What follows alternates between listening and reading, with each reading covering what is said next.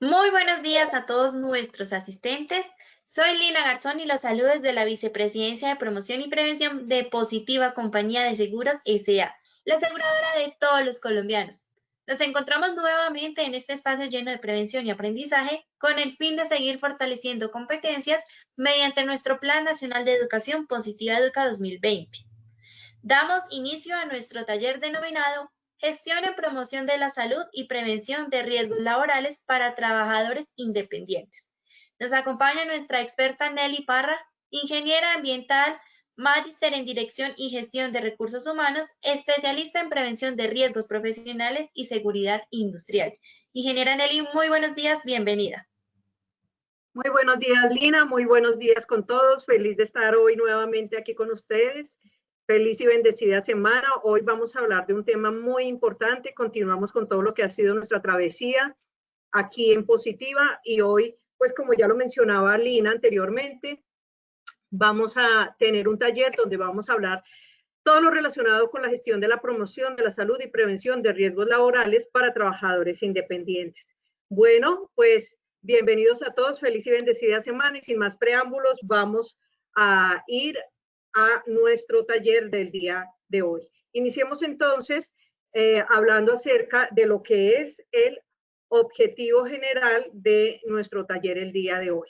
Entonces, hoy hablamos acerca vamos a socializar todo lo que tiene que ver con gestión de promoción y prevención de riesgos laborales para trabajadores independientes. Claro, seguramente vamos a observar que hay muchas, digamos que características o actividades dentro del sistema de gestión de riesgos laborales que son idénticas a lo que nosotros manejamos con nuestros colaboradores. ¿Por qué sucede esto? Muy sencillo, porque como ustedes pueden ver, es para trabajadores y no tenemos un sistema de gestión o un sistema de promoción y prevención de riesgos laborales para un tipo de trabajadores y otro, digamos que, por ejemplo, para los trabajadores independientes uno y para los trabajadores dependientes o cooperados o asociados otro, sino que nosotros definitivamente tenemos uno solo que es lo que trabajamos a nivel país.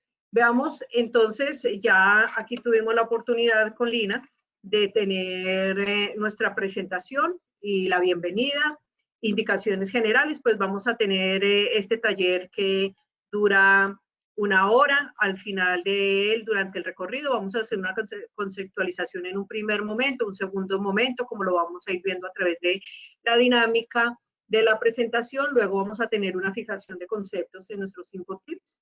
Finalmente, pues vamos a tener un foro de preguntas y luego el cierre. Así que desde ya los invito para que vayan haciendo sus preguntas a través de nuestro chat y al final de la charla, al final de nuestro taller, Lina, que es muy querida, nos va a hacer el favor de compartirnos esas preguntas y pues con gusto estaré atenta a darles las respuestas. No podríamos iniciar a hablar nosotros de lo que tiene que ver con promoción y prevención de la salud y de riesgos laborales si no conocemos cuáles son esos objetivos del sistema de gestión de riesgos laborales. Dentro de los objetivos, entonces, nosotros hablamos, digamos que legislación habla de establecer las actividades de promoción y prevención tendientes a mejorar las condiciones de trabajo y salud de la población trabajadora. Se fijan porque al inicio de la charla no les podía decir que tenemos digamos que unos riesgos laborales para un tipo de trabajadores y otros para nuestros trabajadores independientes. ¿Por qué? Porque en nuestra legislación hablamos de población trabajadora como un todo, como un globo. Pero ¿qué es lo importante del objetivo del Sistema General de Riesgos Laborales? Que él nos habla que dirigido a esa población trabajadora, pero ¿de qué manera? Protegiéndola contra los riesgos derivados de la organización del trabajo. Todas las actividades que nosotros tenemos en nuestra vida diaria nos conlleva con una cantidad de peligros y de riesgos. Entonces, ¿a qué invita el sistema de gestión de riesgos laborales? A que protejamos toda esa población trabajadora. Pero en algún momento, nosotros como trabajadores independientes hacemos parte de ese grupo de población trabajadora. Por eso hablamos de que vamos a proteger la salud y la seguridad de nuestros trabajadores a nivel individual y a nivel colectivo en los lugares de trabajo. Pero ¿de cuáles son esos peligros, de esos riesgos que habla riesgos laborales de que nos vamos a proteger? pues absolutamente de todos los que nosotros conocemos, de los riesgos físicos, químicos, biológicos, ergonómicos o biomecánicos, psicosociales, de saneamiento, de seguridad, fenómenos naturales, etcétera. Es decir, todo el globo. Y para que nosotros podamos hablar de todo ese globo, entonces veamos que también dentro de los objetivos del sistema de riesgos laborales, nos habla de fijar las prestaciones de atención de la salud de los trabajadores, fijar las prestaciones de atención de la salud de los trabajadores y las prestaciones económicas por incapacidad temporal a que haya lugar frente a las contingencias de accidente de trabajo y enfermedad laboral.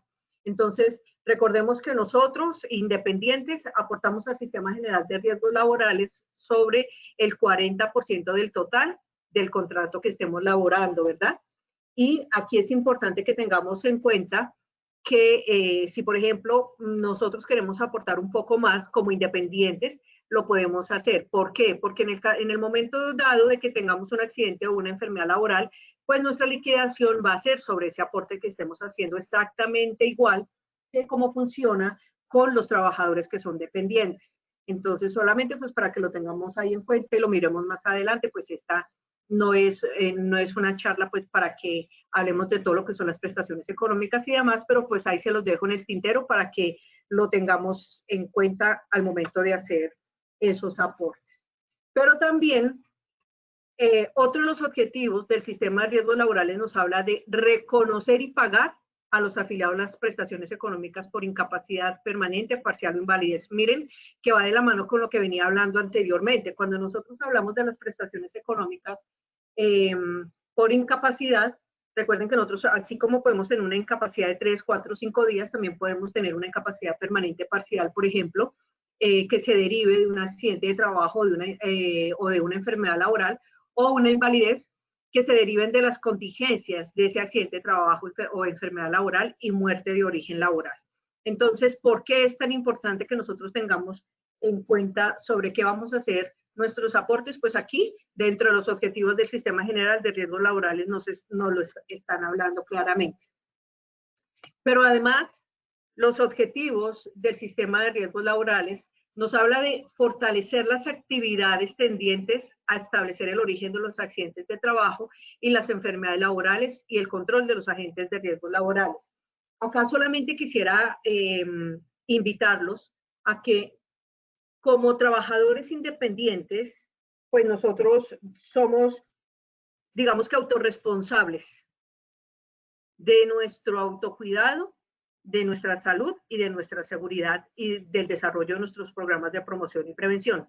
Si bien es cierto, y como lo vamos a ver más adelante en la presentación, nosotros nos podemos acoger a esos programas de promoción y prevención que tienen las empresas a las cuales nosotros les prestamos servicios, pero también es cierto que nosotros debemos de tener en cuenta nuestro propio sistema de salud y de seguridad. Aquí solamente invitarlos a que a veces somos un poco ligeros al momento de hacer los análisis de las causas de los accidentes de trabajo, pero más aún, se nos olvida, por ejemplo, hacer la investigación de los incidentes potenciales o los near miss, o sea, el casi, ¿cierto? El casi me caigo, casi me golpeo, casi me resbalo, casi me estrello, casi me muerde, casi, el casi. Al casi no le damos mucha importancia, y ese casi para nosotros debería ser como la regla obligada a seguir, porque cuando hacemos una buena investigación de esos near miss o de esos casi incidentes o accidentes, nosotros perfectamente podemos llegar a identificar causas que pueden llevar a prevenir un accidente de trabajo grave más adelante. Entonces, veamos que nosotros hay una cantidad de obligaciones que tienen y que están enunciadas en el decreto 1072 del 2015, en el artículo 2.2.4.6.8, las obligaciones del contratante. El pago de cotizaciones por cuenta del es por cuenta del contratista. Recuerden que nosotros como trabajadores independientes debemos de asumir nuestro, digamos que el pago de nuestra propia seguridad social. Entonces nosotros hacemos ese pago de cotización. ¿Qué es lo que sucede aquí? que nosotros, la legislación nos dice que debemos de pagar sobre el 40% del total del contrato. Y es obligación, en este caso del contratante, verificar que realmente nosotros como trabajadores independientes sí estamos haciendo los aportes sobre lo que corresponde del valor del contrato que estemos ejecutando. Pero también es una obligación del contratante cumplir con las normas, reglamentos e instrucciones del sistema de gestión de seguridad y salud en el trabajo de la empresa, lo que estaba hablando ahorita. En el momento de que nosotros vamos a brindar un servicio como trabajadores independientes a una empresa, debemos de ser conscientes y ser responsables del cumplimiento de las normas, de los protocolos, de los reglamentos, de las instrucciones, de los procedimientos que tiene la empresa a la cual le vamos a prestar un servicio.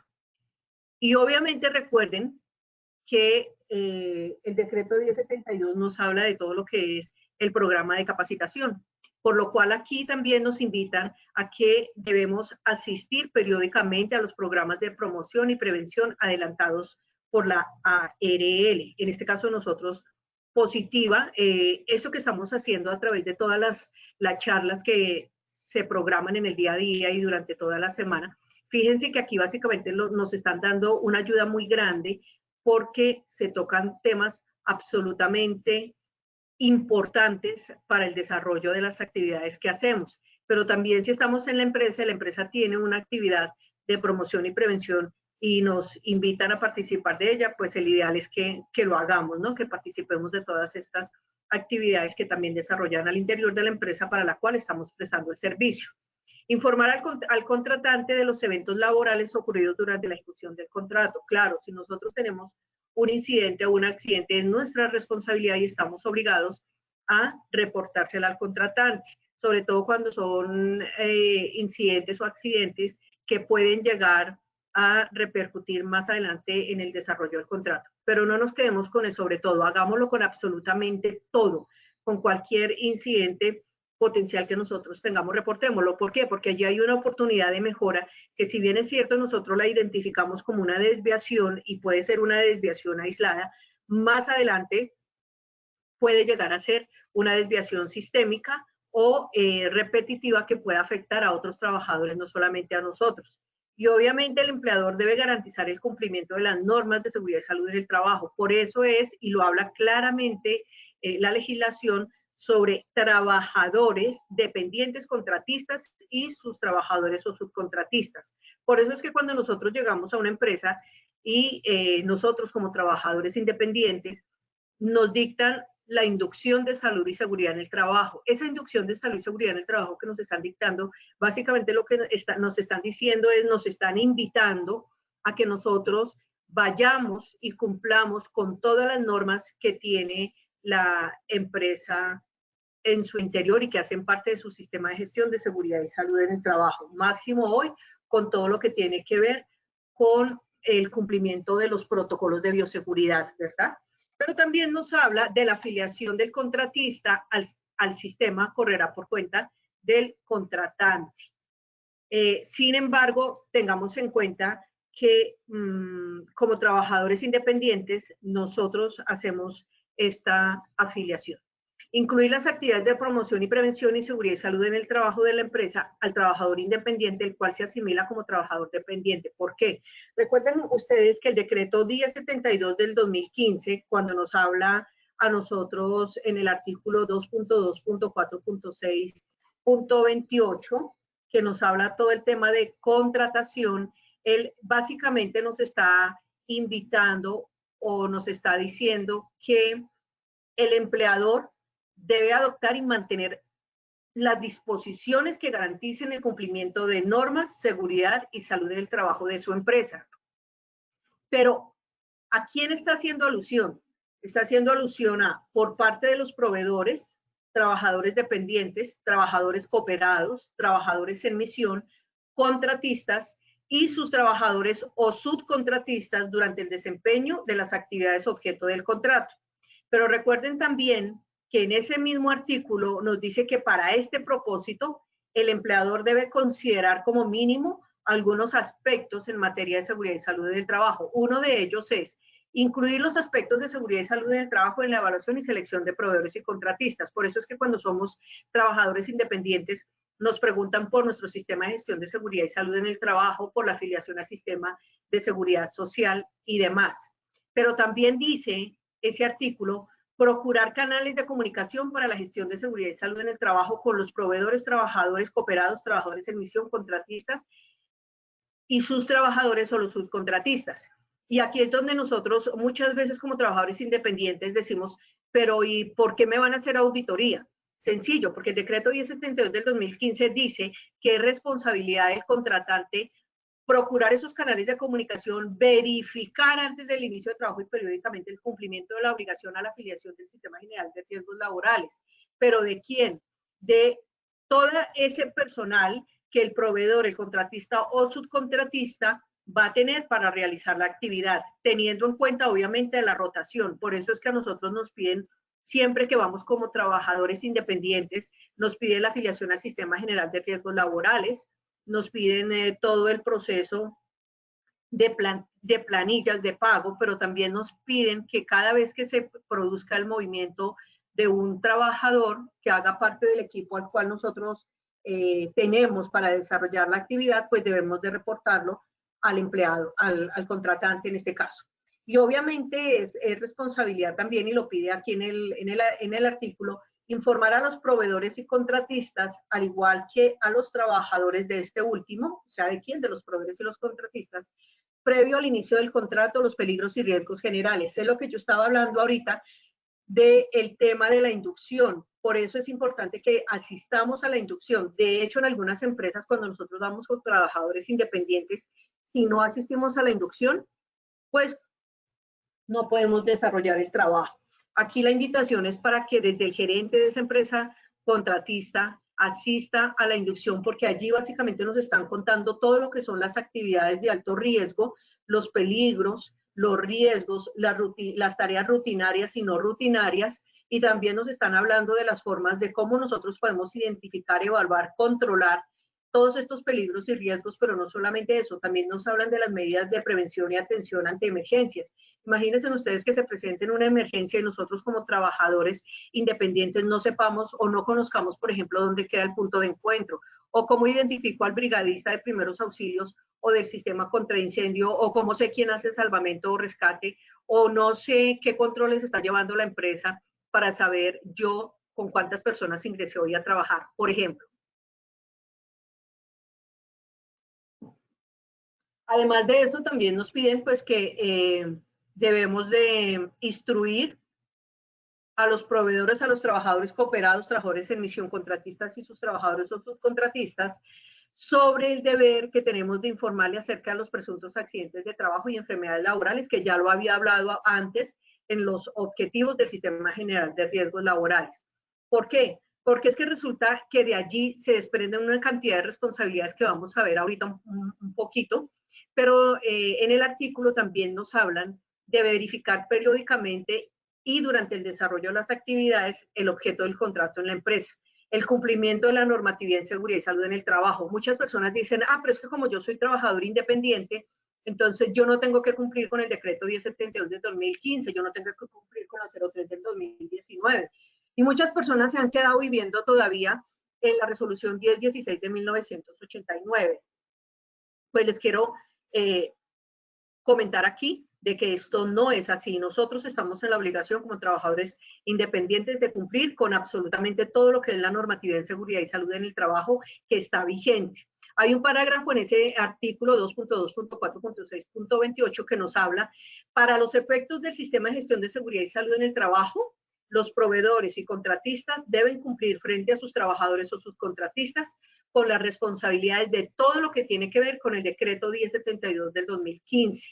Entonces, fíjense que aquí no es para nada loco lo que estábamos hablando acerca del cumplimiento de nuestro sistema. Si nosotros nos vamos al artículo 2.2.4.6.25, nos habla en el decreto 1072 de todo lo que tiene que ver con la prevención, preparación y respuesta ante emergencias. Pero también en el artículo 2.2.4.6.24 nos habla de las medidas de prevención y control.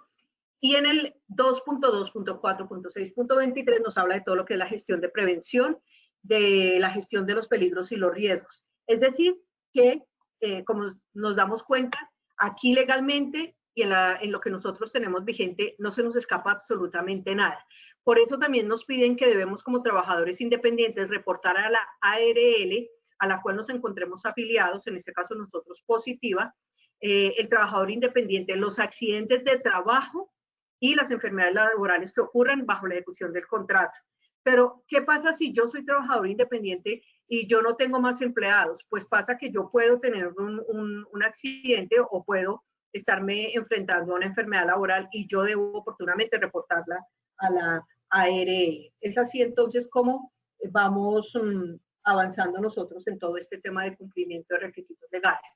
Pero como todo no puede ser cumplimiento de requisitos legales, entonces también podemos hablar de cuáles son esas mejores prácticas que nosotros tenemos en promoción y prevención. Y para ello, ¿qué nos dicen? El análisis de la etiología y de las tendencias de accidentalidad y morbilidad ocupacional. ¡Wow! ¿Qué es eso?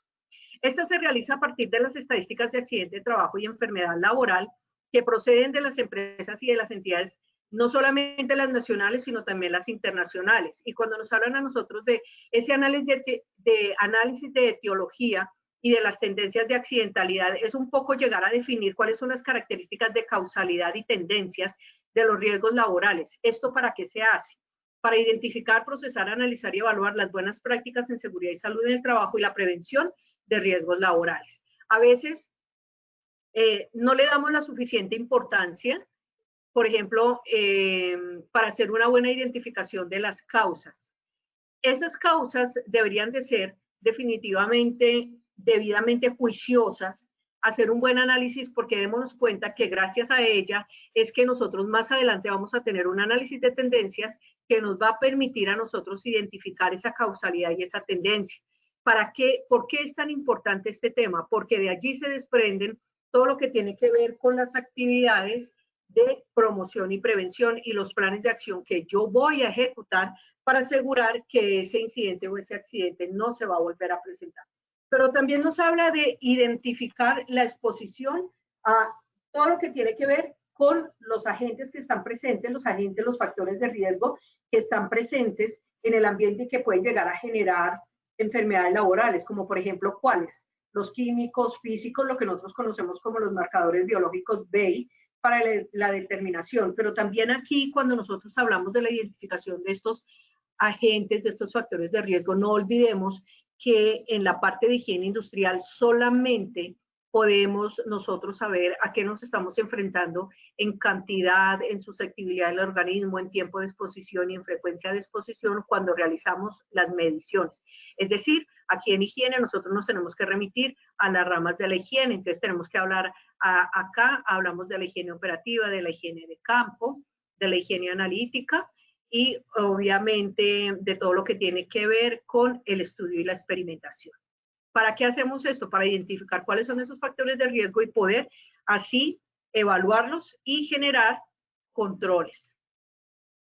Dentro de las mejores prácticas también, trabajar cada día para promover, mantener y mejorar estilos de vida saludables. Nosotros, si recordamos, estamos hablando de que nuestro taller de hoy es de la gestión de la promoción de la salud y la prevención de los riesgos laborales.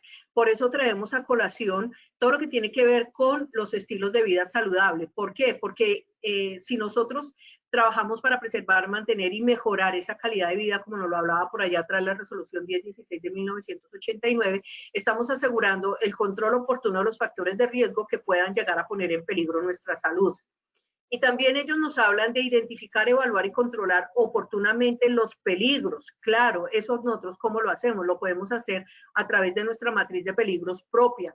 No es lo mismo que nosotros como trabajadores independientes vayamos hoy a prestar un servicio, por ejemplo, en una clínica, a que yo vaya a prestar un servicio, por ejemplo, de pintura en un edificio.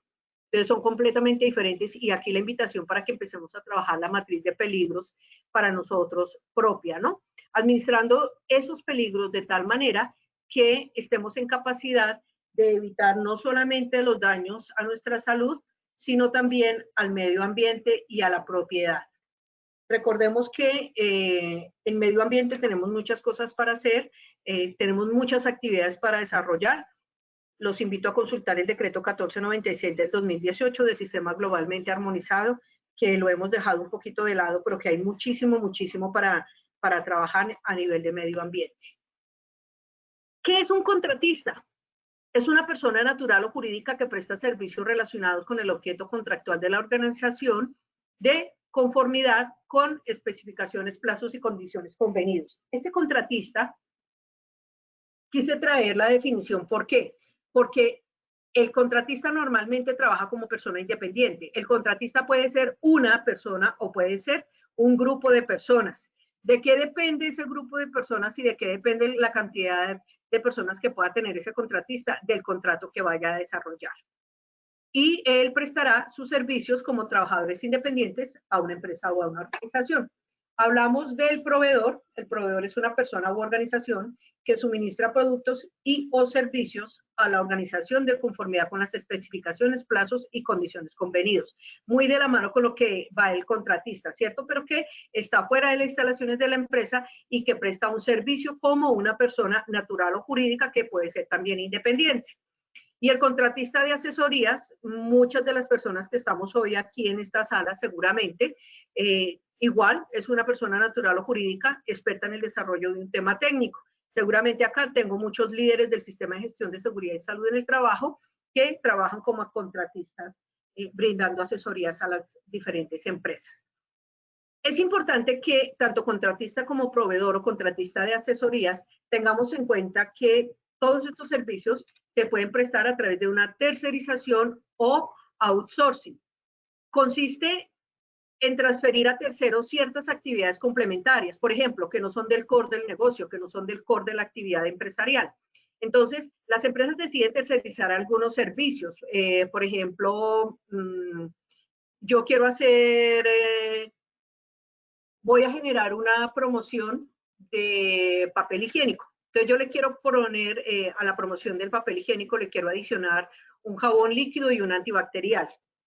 Eso no es del core de mi negocio. Entonces, ¿yo qué hago? Tercerizo esa actividad por un determinado tiempo y allí es donde viene, ya entra el contratista con sus trabajadores y ahí es donde nosotros podemos hablar de esos trabajadores independientes que vienen a brindarme a mí un servicio que no es de mi core, pero que yo necesito hacerlo porque necesito entregar un resultado de la operación. Quiero promover. Una de las principales motivaciones para realizar la tercerización laboral es que facilita aumentos transitorios en la fuerza de trabajo y obviamente ante expansiones no permanentes en la actividad económica de la empresa. No hace parte de mi actividad económica, pero yo sí sé que hay un experto que está afuera y que lo puede hacer y seguramente voy a reducir costos. Obviamente hay transferencia a los riesgos laborales. Yo no soy experta, por ejemplo, en empacar el papel higiénico, luego poner el jabón líquido, luego poner el antibacterial y sellar el paquete. Entonces, allí mi gente no está preparada para ello. Entonces, se lo entrego a los expertos. Esto puede variar, obviamente, pues dependiendo de la época del año, del ciclo económico. Esta definición, pues ahí tienen la fuente de donde la extrajimos. Hablemos entonces, ese sistema de gestión de seguridad y salud en el trabajo, ¿de dónde viene? El sistema de gestión de seguridad y salud en el trabajo viene de la resolución 1016 de 1989, la cual establece la organización y gestión de los procesos de seguridad y salud del trabajo en la empresa mediante la implementación de ese sistema de gestión de seguridad y salud en el trabajo. Obviamente los planes y actividades de lo que nosotros conocíamos hace mucho tiempo como salud ocupacional. Hoy en día el sistema de gestión de seguridad y salud en el trabajo que se deben desarrollar en la empresa y deben orientarse hacia la promoción y prevención para que permitan alcanzar, mantener ese equilibrio entre lo que es el bienestar físico, mental y social de la población trabajadora. Recuerden ustedes que nosotros hablamos del sistema de gestión de seguridad y salud en el trabajo como un proceso lógico y por etapas que se desarrolla basado en el ciclo de Mino, en el ciclo de planear, verificar, hacer y actuar. Obviamente, hemos evolucionado y nosotros hoy, la ley 1562 del 2012, lo define como, lo definió así. En lo sucesivo se entenderá como sistema de gestión de seguridad y salud en el trabajo. Este sistema consiste en el desarrollo de un proceso lógico y por etapas, como lo venía hablando anteriormente, basado en la mejora continua y que incluye la política, la planificación, la organización, la aplicación, la evaluación, la auditoría y las acciones de mejora con el objetivo de anticipar, reconocer y evaluar y controlar los riesgos que puedan afectar la seguridad y la salud en el trabajo. Fíjense que hasta ahora no hemos hablado de nada diferente y no hemos dicho nada que sea descabellado y que no esté de la mano con la legislación vigente. Hoy en día para nosotros, desde la ley 1562 del 2012, hablamos de riesgos laborales, ¿no? Antes hablábamos de riesgos profesionales. La ley 1562 del 2012 cambió todo esto a riesgos laborales. En el artículo 11 de la ley 1562 del 2012 encontramos, primero, cumplir con las normas y reglamentos técnicos en salud ocupacional. Lo veíamos atrás, cumplir con todo lo que eran las normas, los protocolos, los procedimientos que tiene la empresa en su interior. Las campañas y acciones de educación y prevención dirigidas a garantizar que se cumplan con las actividades del Plan Anual de Trabajo. Del Plan Anual de Trabajo que luego fue ratificado en la Resolución 0312 del 2019 y el Decreto 1072 del 2015. Elaborar el sistema de gestión y acogerse al sistema de gestión de la empresa en la cual presta sus servicios. Nosotros como trabajadores independientes debemos de tener nuestro propio sistema de gestión de seguridad y salud en el trabajo. Sí, claro, pero si yo llego a una empresa y la empresa me dice, bueno, usted tiene su sistema de gestión de seguridad y salud en el trabajo, pero nosotros tenemos el propio y usted debe acogerse a él. ¿Qué hacemos nosotros como trabajadores independientes? Nos acogemos al sistema de gestión de la empresa contratante, pero eso no quiere decir que dejamos de trabajar en el propio. Participar en las actividades de capacitación desarrolladas por la empresa en la cual presta servicios, como por ejemplo que las brigadas de emergencia, el fomento de estilos de vida saludable, la investigación de accidentes, inducción y reinducción de seguridad y salud en el trabajo, entre otras muchísimas que tenga la empresa planificada en su plan de capacitación y en su plan anual de trabajo. Eso no quiere decir que porque yo participo allá en la empresa, entonces me eximo de desarrollar mis actividades de capacitación al interior de mi empresa. No. Sí puedo validar algunas de esas capacitaciones que tuve allá en la empresa, las puedo validar para mi empresa, pero no quiere decir que entonces yo no desarrollo ya mis actividades del sistema de gestión propias, ¿no? De seguridad y salud en el trabajo. ¿Por qué es importante realizar la gestión con los trabajadores independientes? Primero, pues porque la conciencia y el desarrollo de contratistas y o trabajadores independientes por parte del contratante. Recuerden que nosotros aquí debemos de aplicar la disciplina operacional y es hacer las cosas bien desde la primera vez.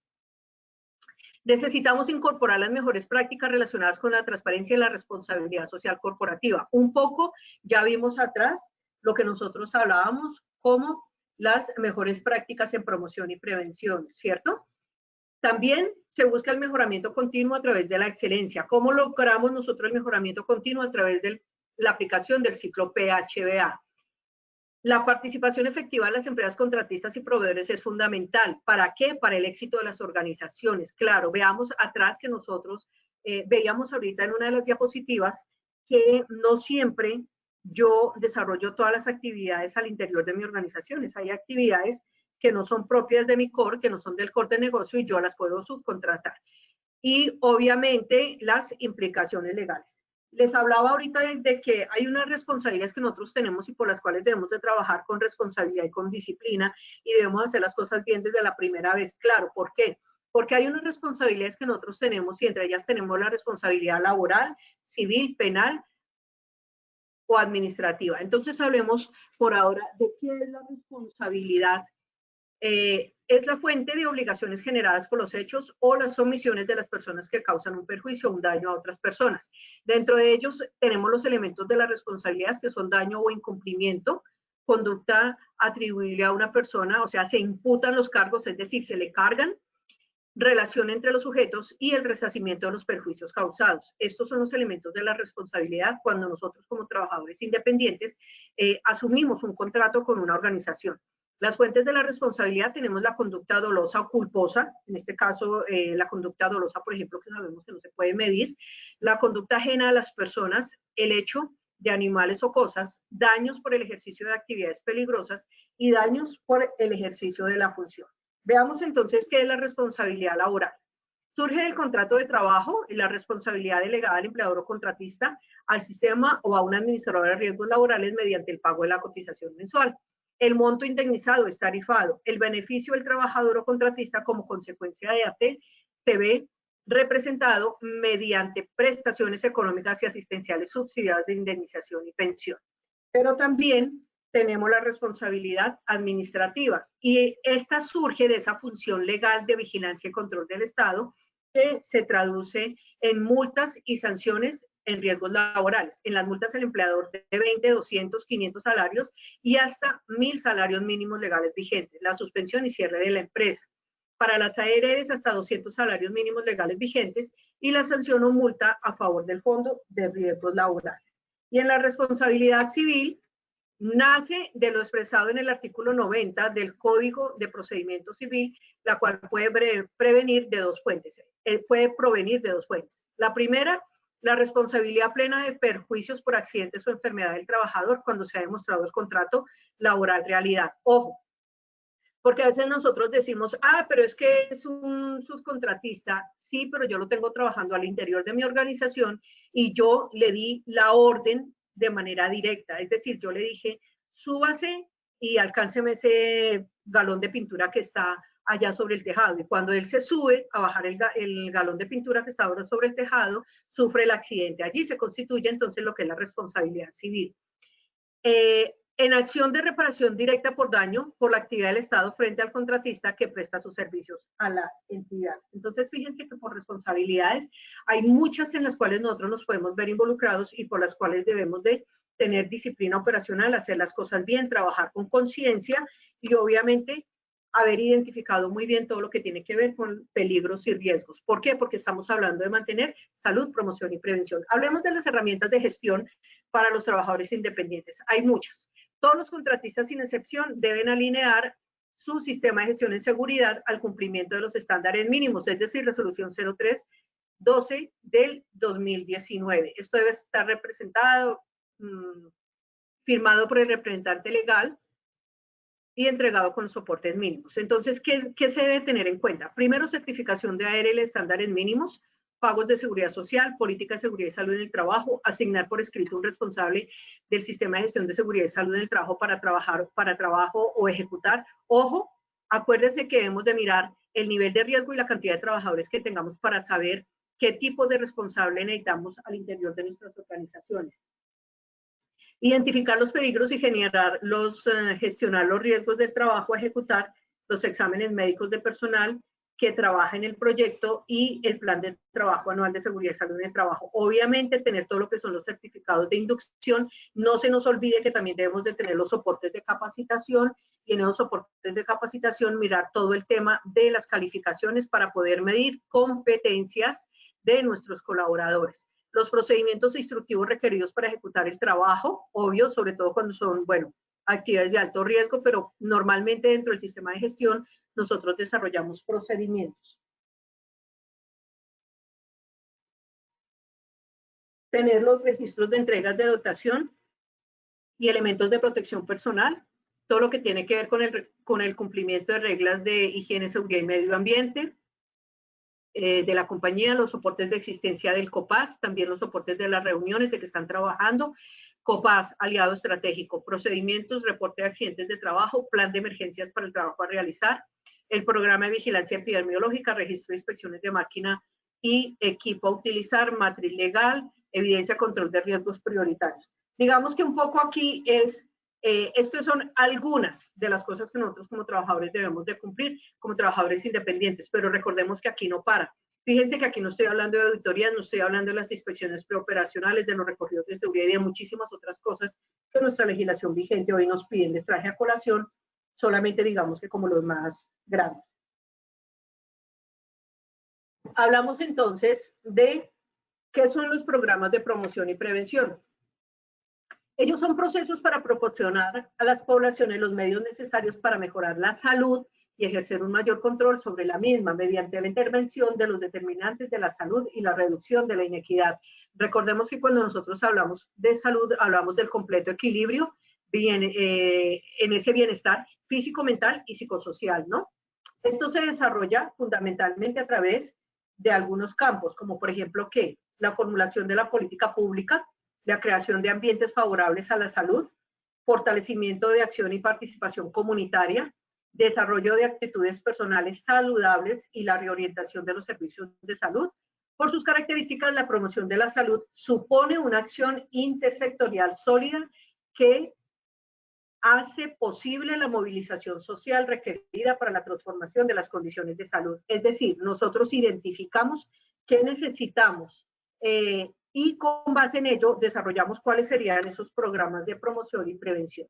Entonces, algunos de los programas de promoción y prevención, estos son solamente algunos, pero nosotros, dependiendo de la actividad económica que tenemos y dependiendo de lo que desarrollamos al interior de nuestra organización, podemos tener muchísimos más. Estos son solamente algunos que yo traigo aquí a colación, como son, por ejemplo, la higiene oral para trabajadores independientes, ¿no? Saneamiento básico, el manejo del estrés, el programa Estilos de Vida Saludable, actitud y comportamiento seguro, todo lo que tiene que ver con procáncer de mama y cuello, próstata, obviamente, y prointoxicaciones. Veamos entonces cada uno de ellos a qué hace alusión. En la parte de higiene oral, al ser independientes debemos definir nuestros programas de promoción y prevención propios independientes a los que nos acogemos en la empresa. Claro, una cosa es que la empresa a la cual nosotros estamos prestando los servicios tenga sus programas de promoción y prevención, y otra cosa muy diferente son los que nosotros vamos a aplicar desde nuestra empresa. Esto se recomienda, pues obviamente, para nosotros como trabajadores independientes, por lo menos una vez al año tener la visita a nuestro odontólogo y mantener una adecuada higiene oral.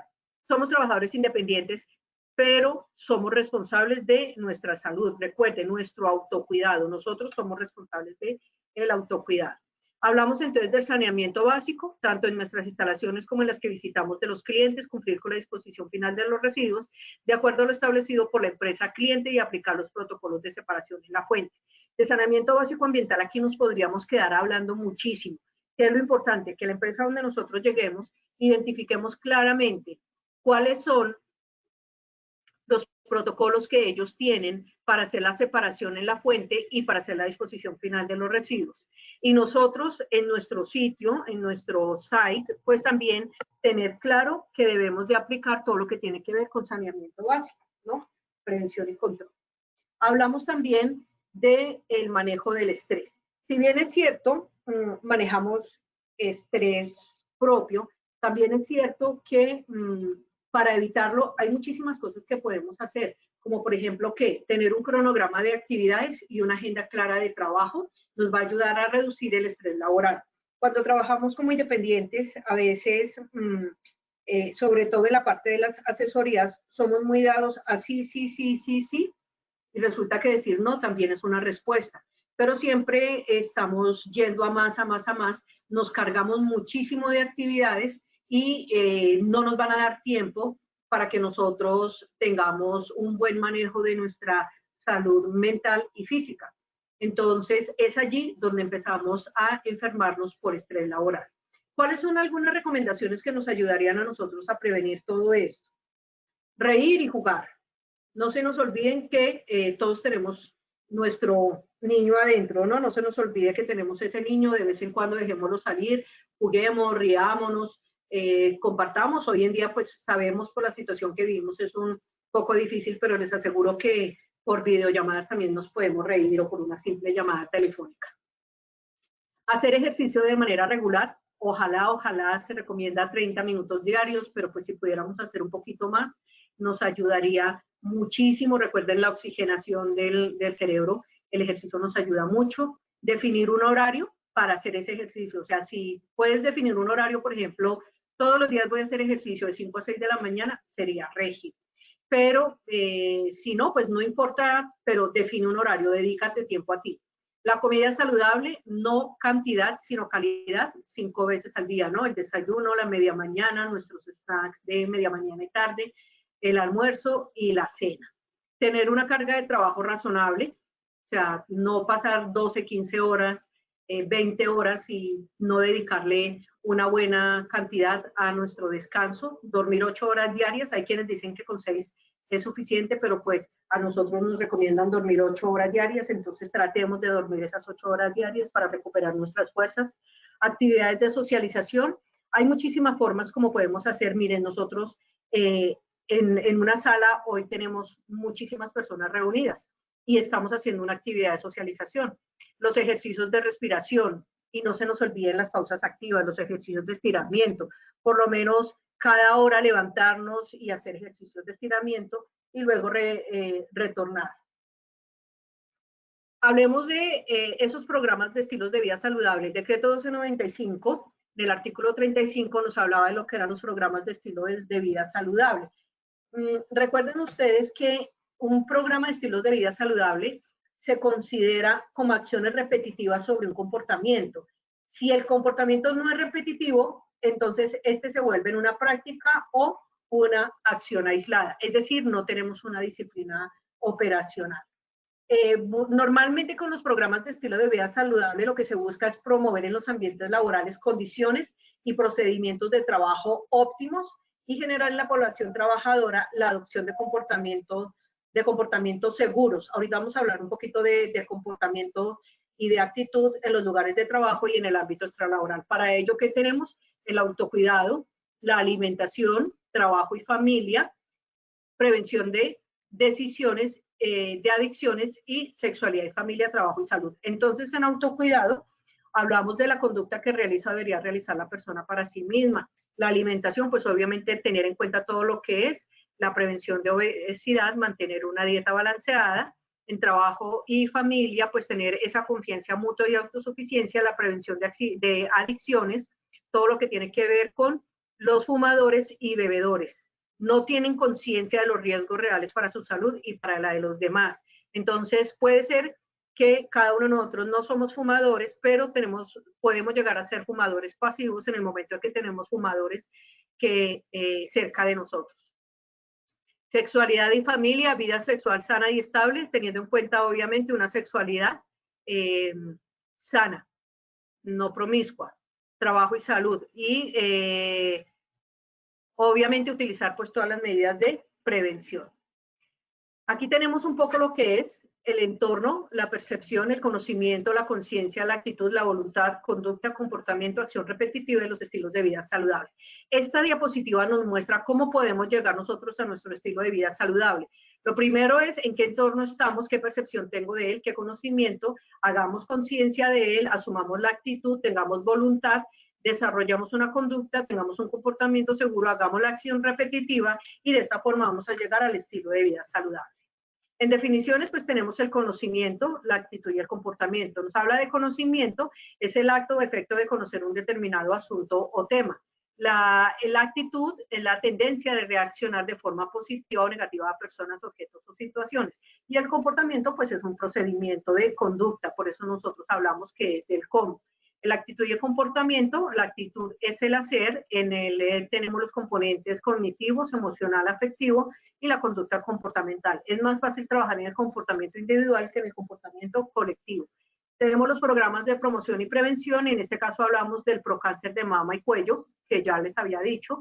Aquí, aunque hace parte del autocuidado y de la responsabilidad por nuestra salud, debemos de tener en cuenta que autoinspección, las visitas periódicas a nuestro médico, los exámenes periódicos, las alertas a aparición de síntomas, amor propio, disciplina para cumplir con los tratamientos. Ojo, cuidado, los señores, porque pues ya digamos que un poco más en las damas ya está más trabajado todo esto del autoexamen y demás.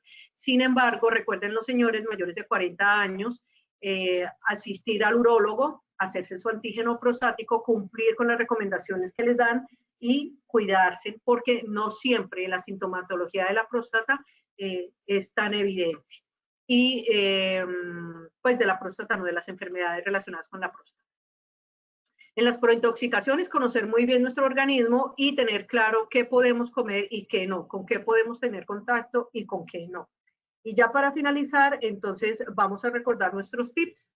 Y en nuestros tips tenemos el autocuidado es nuestra responsabilidad y es importante tener disciplina para aplicarlo. Definitivamente aquí para ninguno de nosotros es un secreto. Los programas de promoción y prevención hacen parte de nuestro sistema de gestión y debemos aplicarlos de manera sistemática, no aislada. Cada uno de nosotros decide cómo quiere ser su vida futura dependiendo de lo que aplique hoy. Generar estrategias de autoaplicación de los programas de promoción y prevención pueden ayudarnos a ser exitosos en nuestra vida. Recuerda que no es opcional la aplicación de los programas de promoción y prevención. Ellos están estrictamente relacionados con el cumplimiento de la legislación vigente. Entonces, tenemos mucho material para trabajar. Muchas gracias por su atención, muchas gracias por su participación. Lina, te doy espacio para las preguntas.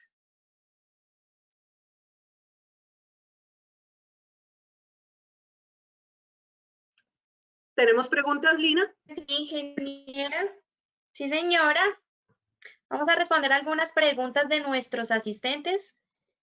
Sandra Caterín Claro nos pregunta, ¿los trabajadores independientes deben hacer parte de los demás comités de la empresa?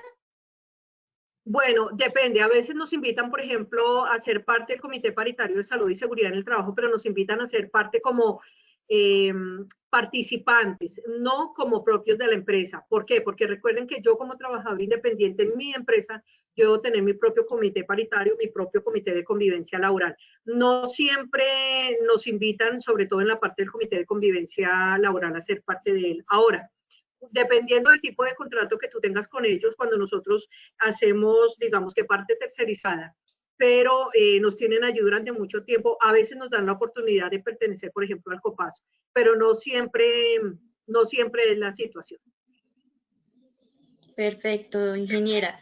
¿Un trabajador contratado por OEPS se considera trabajador independiente? Perdóname, ¿me repites la pregunta? Un ¿Un trabajador contratado por OPS se considera trabajador independiente? por OPS, ¿no te explica qué es OPS? No. Bueno, tendríamos que mirar qué tipo Listo, de entonces, contrato es. bueno, No sé si sea por orden, por prestación de listo. María servicio. Elvira, de pronto si nos puedes especificar un poco más la pregunta, María Elvira Márquez, para que la ingeniera la pueda responder. Ok, Listo, si ingeniera. quieres, Bueno, sigamos, continuemos. vamos mirando acá el chat para responder todas las preguntas.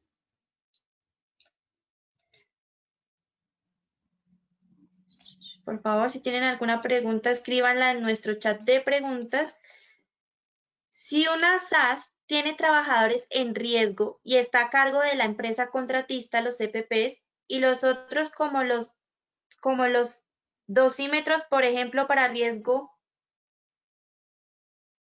5, no, espérame, es que se me están corriendo mucho las preguntas y no alcanzo a leerlas, espérame.